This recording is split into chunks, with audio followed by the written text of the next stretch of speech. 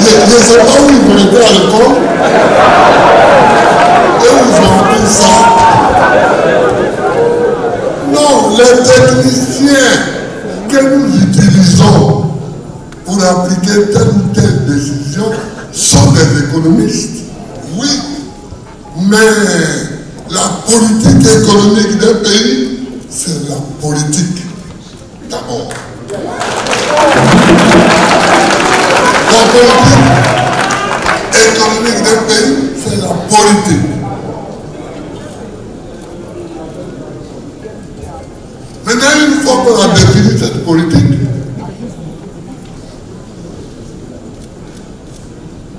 comme j'ai appelé à l'époque les mamans de Koulibaly, les Borou Guabré, j'ai dit bon, on va faire ça. Alors, trouvez comment on peut faire ça. Ça, c'est... Mais on va faire ça, c'est politique. On va faire ça, c'est politique. Maintenant, vous, trouvez comment on peut s'y prendre. Ça, c'est à vous de le faire. Alors, j'écoute quelquefois les gens.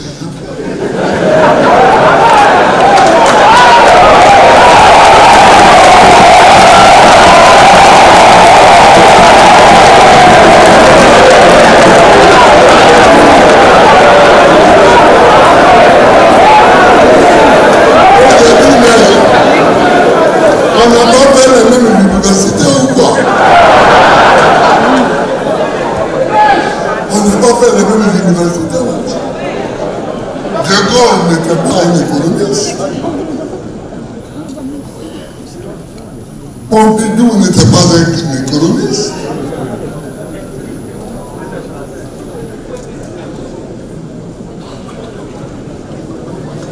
François Mitterrand n'était pas un économiste. Jacques Chirac n'était pas un économiste. Mais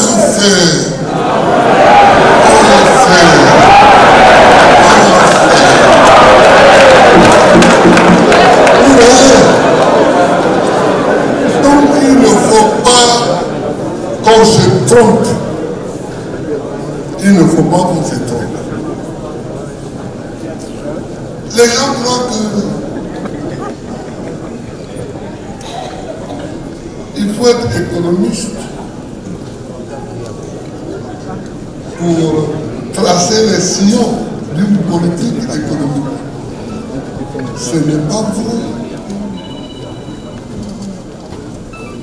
Le dernier ministre, le dernier premier ministre de Mitterrand, qui a été ministre du Commerce des Finances avant d'être ministre, j'oublie son nom. Pierre Bénédicte. Mais c'est un ouvrier. C'est un ouvrier. Pierre Bénédicte n'a pas été à l'université. C'est un ouvrier.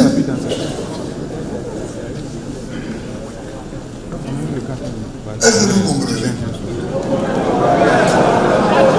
Et il a été ministre de l'économie et des finances de la France.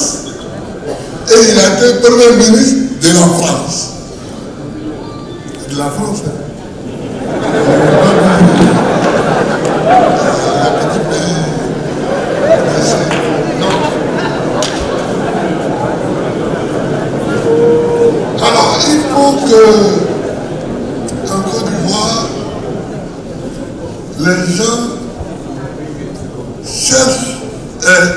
cessent de confondre la pensée, la décision et l'applicabilité concrète. C'est l'homme politique qui décide de la politique économique. C'est une politique d'abord. Il peut utiliser des gens qui qui ont fait l'économie pour appliquer ça. Mais c'est lui qui décide. Qu'il soit latiniste, qu'il soit philosophe, qu'il soit, je ne sais pas moi quoi. Et moi, je suis très fier d'être historien. Ça m'a appris beaucoup de choses qu'ils ne savent pas, par exemple ça, ils ne savent pas.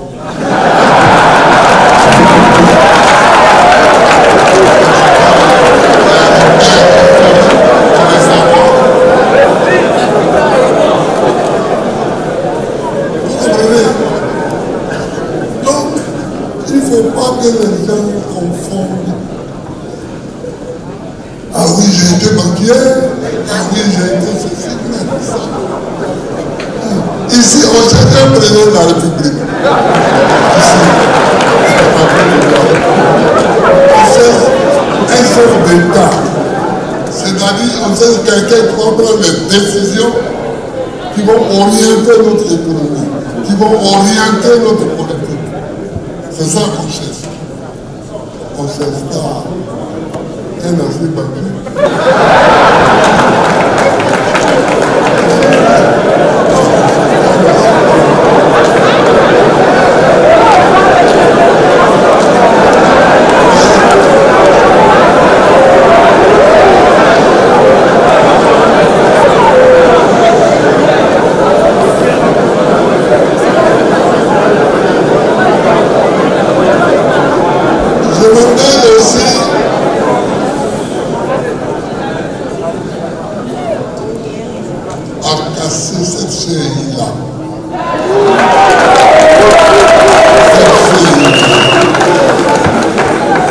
À mettre en place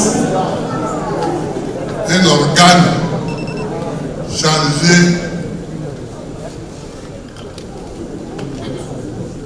d'organiser des élections qui apaisent tout le monde. Vous organisez une élection, puis chacun sort en se proclamant président. Qu'est-ce que vous avez fait? Non. Non.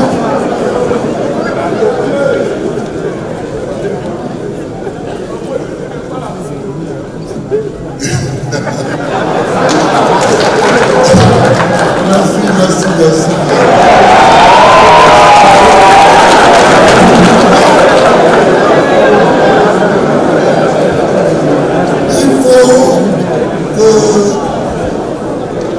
Les frères que vous êtes, sachez que notre idée de la commission électorale indépendante a été travestie, a été gâtée, a été pourrie. En 1990, le premier à avoir été candidat contre Koubani, le seul, c'est moi. Et quand j'ai été candidat, j'ai vu, j'ai entendu ce qui s'est fait et ce qui n'a pas été fait alors que ça aurait pu être fait. À partir de ce moment, octobre 1990, nous avons réclamé les pays à corps et à cri une commission neutre chargée d'organiser les élections pour que chacun ait son véritable poids politique. Et puis, en rencontrant tous les amis africains,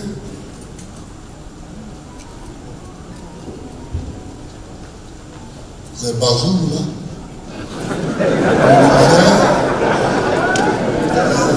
Issoufou et Bazou, les Landing Savané au Sénégal. Bon, on a discuté avec les uns et les autres, et puis nous étions tous tombés d'accord pour la mise en place dans nos pays respectifs d'un organe neutre chargé d'organiser des élections crédibles.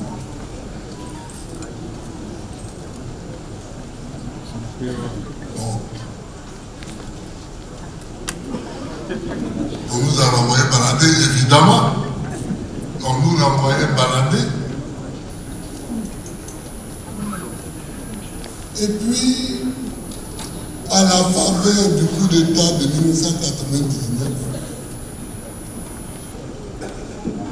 nous avons réussi à faire passer l'idée. Parce que Gueye avait réuni tous les acteurs politiques, mais tous les acteurs aussi de la vie sociale pour discuter de la sortie de la crise.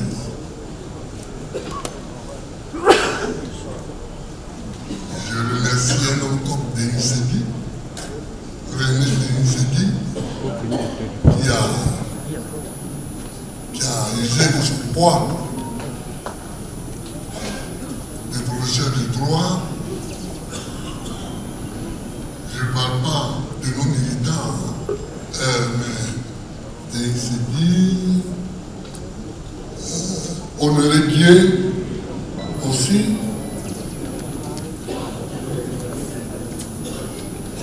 Et on a porté ça, et Gueye a accepté. Donc on était heureux. Et on a bien fait d'être heureux. Parce que cette commission électorale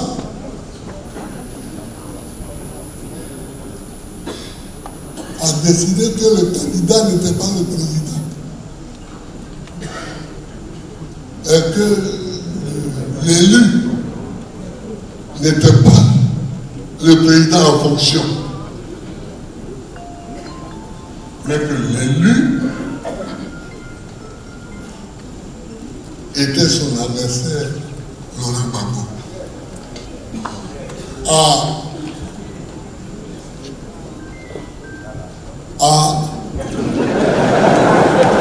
Problème. Parce que lui, il avait pensé comme tout le monde. Il est président sortant. Il est militaire. Donc, il a gagné. Si Lida est là, Lida, il est parti. Ah, Lida est là.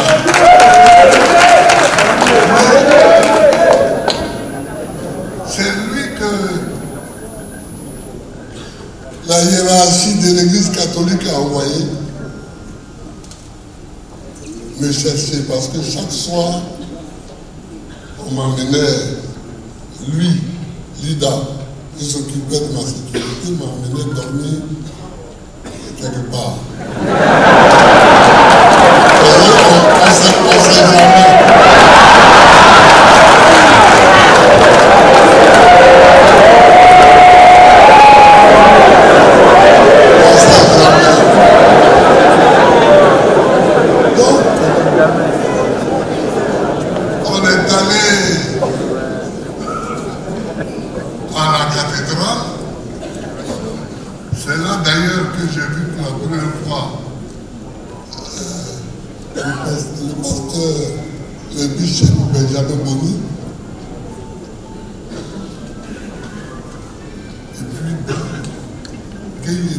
J'étais là. Et nous avons demandé ce qui s'est passé. Gay dit qu'il a gagné. Je dis que j'ai gagné.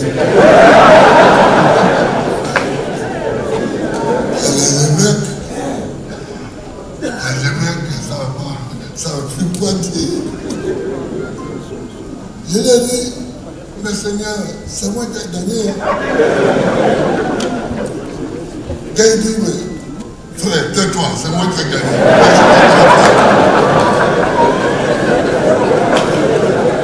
Et finalement,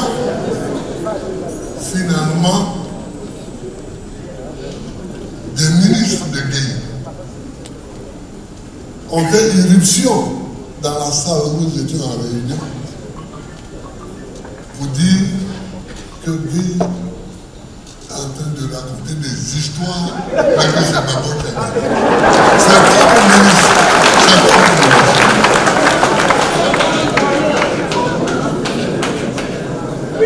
Vous voyez donc l'histoire de la CEI est une histoire difficile et longue. C'est là que pour la première fois, devant ces évêques et ce pasteur, que je me suis rendu compte que non, on est encore loin de la démocratie. Parce que cette élection-là, comment quelqu'un peut se lever pour dire c'est moi qui ai gagné? C'est pas bon.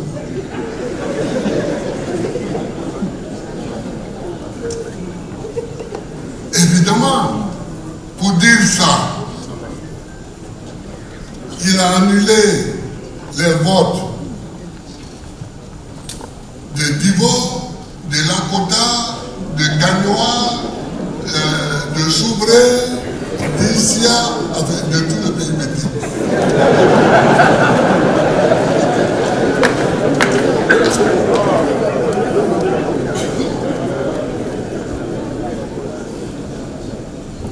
Dano était dans la commission électorale d'ailleurs. Donc, finalement, la mobilisation du peuple a fait que Gueye est parti. Quand on lui a dit que les gens marchaient, ils venaient de Yopougon, il est monté dans un hélicoptère. C'est quand il a vu la masse qui arrivait, il a dit au pilote, emmène-moi au Togo. Le gars dit non, il n'y a pas assez de carburant pour arriver au Togo. Il dit bon, dépose-moi chez Papa Nouveau. C'est comme ça qu'on a amené chez Papa Nouveau. Près de Grand. Quand le pilote est revenu, il est venu me dire, mais je ne l'ai pas dit parce que je ne voulais pas que les militaires aillent le débusquer pour lui faire du tort.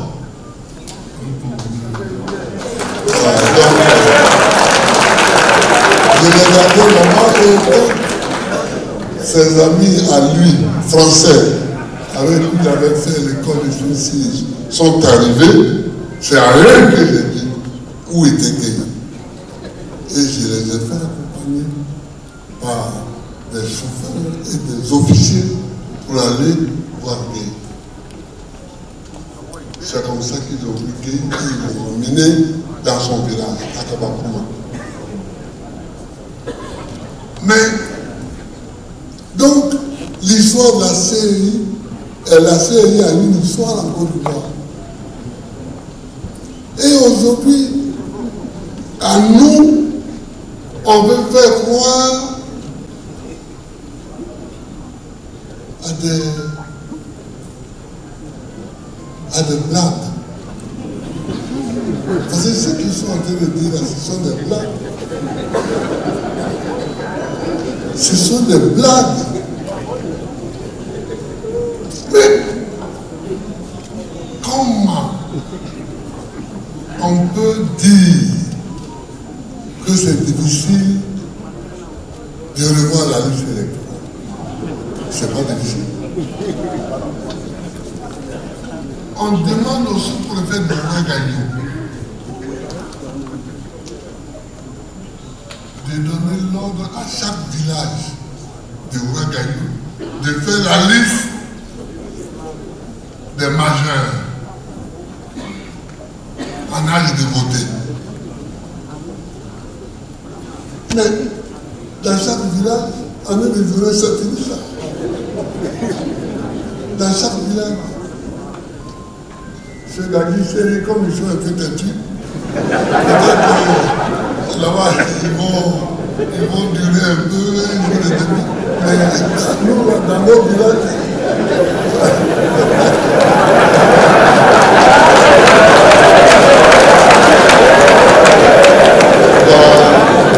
mais nous, dans nos villages, on fait ça tranquillement. Donc, la CEI, vraiment, il faut la changer. Je ne dis pas qu'il faut changer les hommes, mais il faut même changer sa conception. Mais un jour, j'ai vu sur une photo des gens qui sont à la CEI. Je les ai regardés, j'ai vu. Si ceux-là sont dans un organe qu'on appelle un organe indépendant et neutre, ceux-là. Moi, je ne vais pas bien ça. Et je ne vais pas vous mettre. Abidjan ici, on se connaît. En long et en large.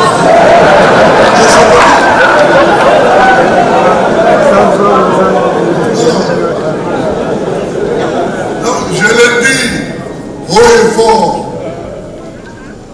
Il faut changer la CEI. Il faut changer la CEI.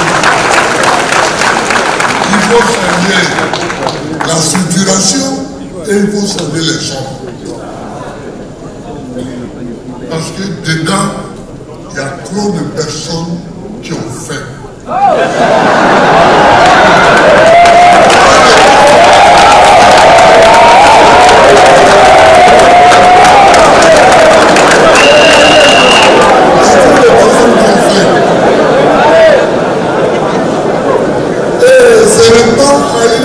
Affamé,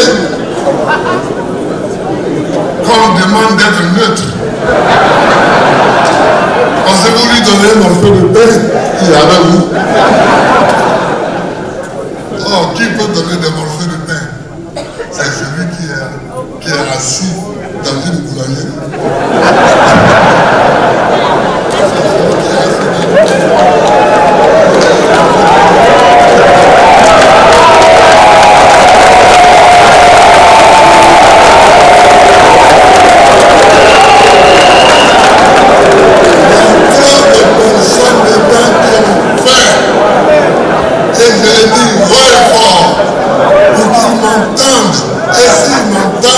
Ils savent de qui je parle.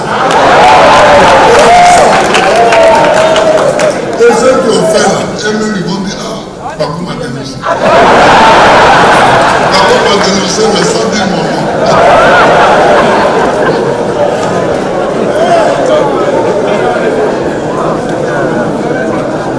Bon, il faut favoriser le leadership des femmes et des jeunes. Est-ce que vous avez besoin de...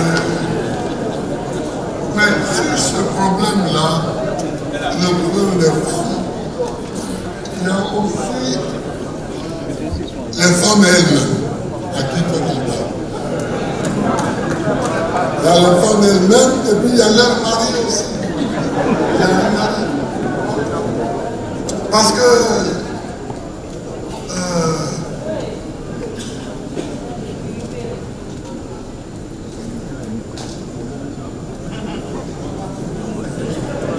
il y a des femmes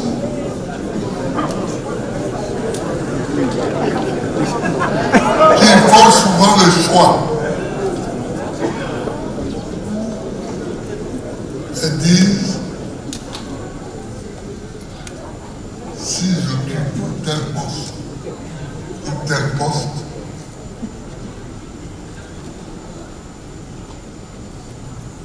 je serai souvent absent de mon domicile. Je serai souvent absente. Et étant souvent absente, mon mari a